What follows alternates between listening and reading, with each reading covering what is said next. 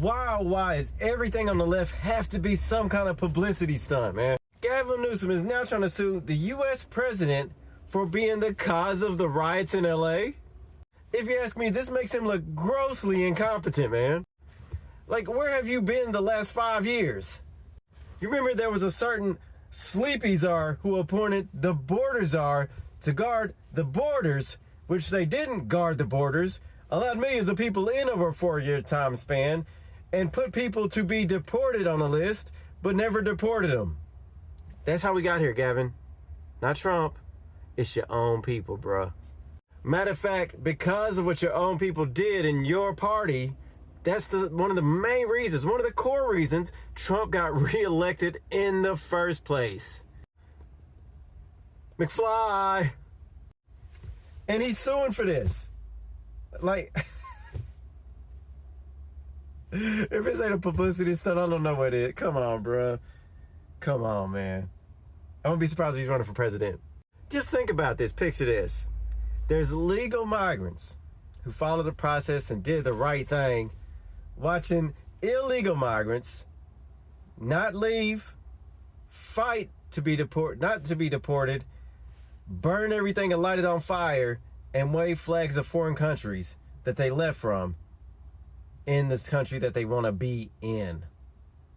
What do you think those people think? Come on, man. They thinking the same thing as me.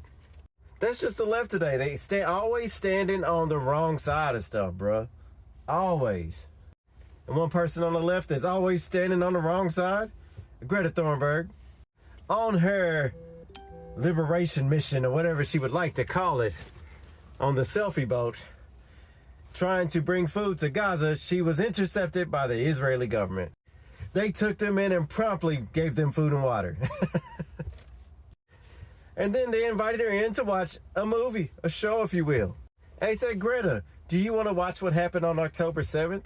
You know, the cause of the recent conflict? You know what she does? She refuses to watch it. And you know what? I guess that's why she takes such a crazy position. Because to take that position, you would have to ignore a lot of important factors there that may have even been the cause of why it's escalated to this point. Now, I'm not condoning what Israel's doing. What I'm simply saying is, don't poke the bear. But you know, if Greta really wanted this to stop, what do you think would be the most effective way for all this to stop? Could it be if Hamas returned the hostages to Israel, that maybe, that possibly, that could end this, or at least be the beginning of the end?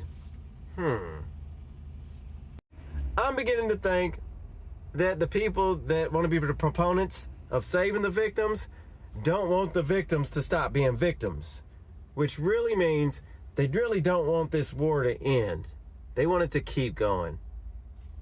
Because if you came up with real solutions that would solve the problems, she wouldn't have a job. She'd be trying to find problems. Matter of fact, even potentially be creating them. Victimhood makes a lot of money. That's why a lot of people that push victimhood are usually rich. Labor's U-turn, return. When I mean return, I'm talking about the winter fuel payments. They did it slightly better than I thought they would do. Actually, exponentially better than I thought they were going to do. They're going to return payments to 9 million people. I knew they would never do the 10 million. I actually expected 2 to 3 million. So they outperformed themselves, at least from my expectations. However, does anybody really think remotely that they would have done this if the local elections went in another direction? And by another direction, in their favor?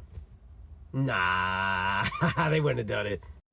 Unfortunately, though, because they don't want to they're not really bringing back any industries, any production back, they're going to have to tax more. Because let's face it, UK don't make nothing. They don't make nothing. Wasn't always like this. Now you buy something that lasts what? Let's say you buy a stove. How long does it last? Maybe 10, 15 years. You know how long stoves used to last when they were made here? Or made in the West for that matter? A lifetime. And pretty much the prices still went up anyway. So when you think about it, let's get this all straight.